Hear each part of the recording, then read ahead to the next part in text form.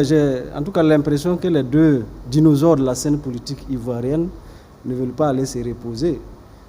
Cette situation pose beaucoup de problèmes. Pour l'instant, Ouattara n'a rien dit. Tout à fait. Mais toute la Côte d'Ivoire est suspendue. Tout à fait, tout à fait. Mais en réalité, le RHDP, c'est des effets d'annonce que le RHDP fait en réalité.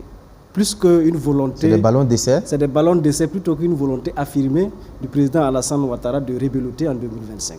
Parce qu'il vous souviendra que le président Laurent Gbagbo a commencé déjà sa campagne. Il est en tournée à l'intérieur du pays. Et donc je pense plutôt que c'est une stratégie pour essayer un peu de le contrecarrer et lui dire que bon, si toi tu seras candidat en 2025, sache que tu auras un Alassane Dramane Ouattara en face de toi. Et là forcément ça peut jouer sur son équilibre psychologique. Voilà. Mais au fond, je ne pense pas de façon honnête que le président Alassane Ouattara va accepter de compétir avec son fils Tidjam Tian du PDCI RDA, avec la disparition du président Henri Konan Bédié. Je ne pense pas. S'il le fait, ce serait compliqué parce que ça veut dire que toutes les années qu'il a passées à la tête de la Côte d'Ivoire, il n'a pas pu sécréter un homme d'État à même de prendre la relève et de continuer la marche triomphale de la Côte d'Ivoire vers son progrès économique et social. Et ça pose aussi la question du dauphinat républicain au sein de nos États. Vous ne pouvez pas être un président de la République, faire 2 mandats, 3 mandats, et lorsque vous êtes à la porte, à la sortie, vous n'avez pas pu préparer un candidat, un successeur, qui a appris à vos côtés et qui peut prendre le relais une fois que vos nerfs ne reprendront plus à la tête de l'État.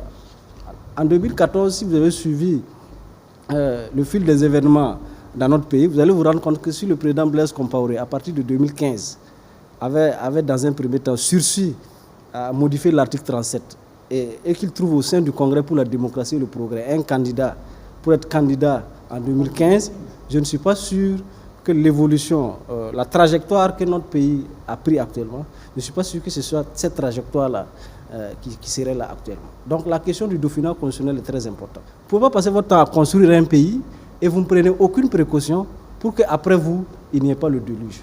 Donc moi je pense sincèrement que c'est plutôt un ballon d'essai qu'une réelle volonté. En tout état de cause, le président Laurent Gbagbo a été gracié, mais son casier judiciaire n'est pas vierge. Je ne vois pas du point de vue des lois ivoiriennes comment, de façon concrète, il peut faire pour être candidat à la présidentielle en 2025 en Côte d'Ivoire.